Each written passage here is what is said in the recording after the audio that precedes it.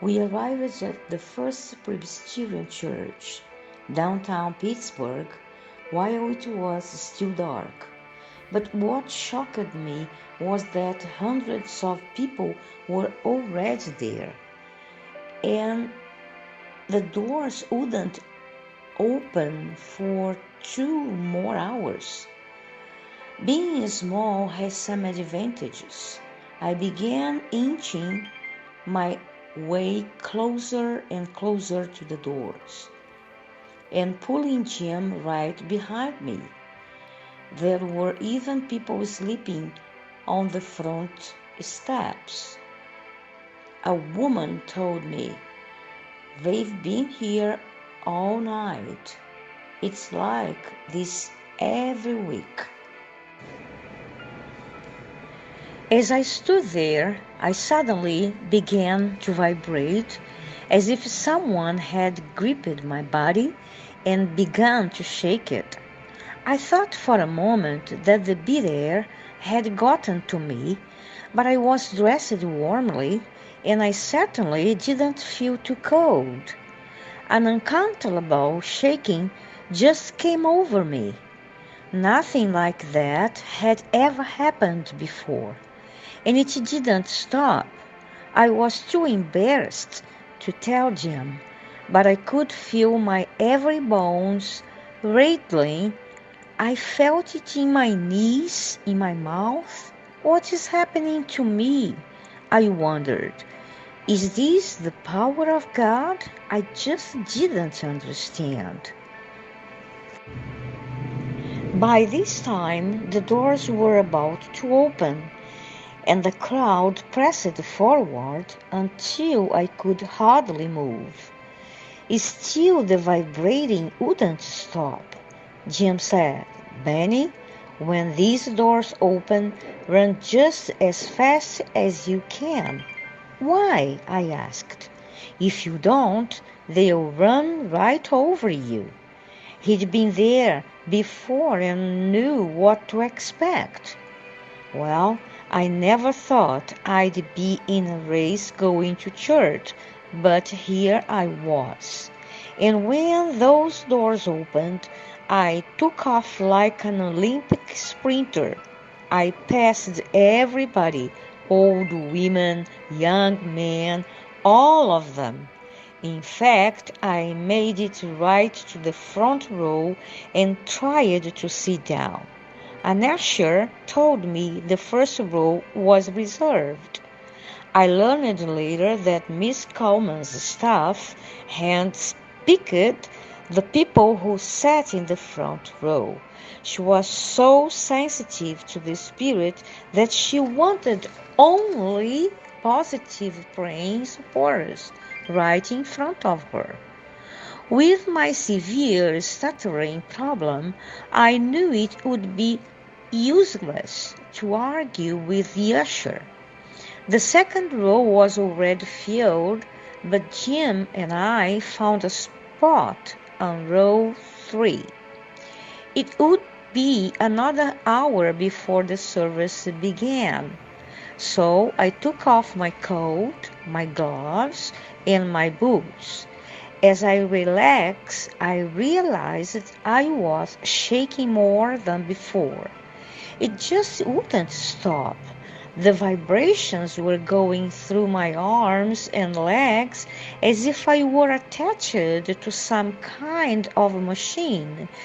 The experience was foreign to me. To be honest, I was scared. As the organ played, all I could think about was the shaking in my body. It wasn't a sick feeling. It wasn't as if I were catching a cold or a virus. In fact, the longer it continued, the more beautiful it became. It was an unusual sensation that didn't really seem physical at all. At that moment, almost out of nowhere, Catherine Kalman appeared. In an instant, the atmosphere in that building became charged. I didn't know what to expect. I didn't feel anything around me, no voices, no heavenly angels singing, nothing. All I knew was that I had been shaking for 3 hours.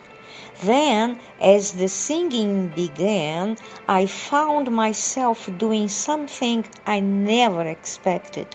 I was on my feet. My hands were lifted, and tears streamed down on my face as we sang How Great Thou Art. It was as if I had exploded. Never before had tears gushed from my eyes so quickly. Talk about ecstasy. It was a feeling of intense glory. I wasn't singing the way I normally sang in church. I sang with my entire being, and when we came to the words, "Then sings my soul, my Savior God, to thee," I literally sang it from my soul. I was so lost in the spirit of that song that it took a few moments for me to realize that my shaking had completely stopped. But the atmosphere of that service continued. I thought I had been totally raptured. I was worshiping beyond anything I had ever experienced. It was like coming face to face with pure spiritual truth. Whether anyone else felt it or not, I did. In my young Christian experience, God had touched my life, but never as He was touching me that day. As I stood there, continuing to worship the Lord, I opened my eyes to look around because suddenly I felt a draft, and I didn't know where it was coming from. It was gentle and slow, like a breeze. I looked at the stained glass windows, but they were all closed, and they were much too high to allow such a draft. The unusual breeze I felt, however, was more like a wave. I felt it go down one arm and up the other. I actually felt it moving. What was happening? Could I ever have the courage to tell anyone what I felt? They would think I'd lost my mind. For what seemed like 10 minutes, the waves of that wind continued to wash over me. And then I felt as if someone had wrapped my body in a pure blanket, a blanket of warmth. Catherine began ministering to the people, but I was so lost in the spirit that it really didn't matter. The Lord was closer to me than He had ever been. I felt I needed to talk to the Lord, but all I could whisper was, "Dear Jesus, please have mercy on me." I said it again, "Jesus, please have mercy on me."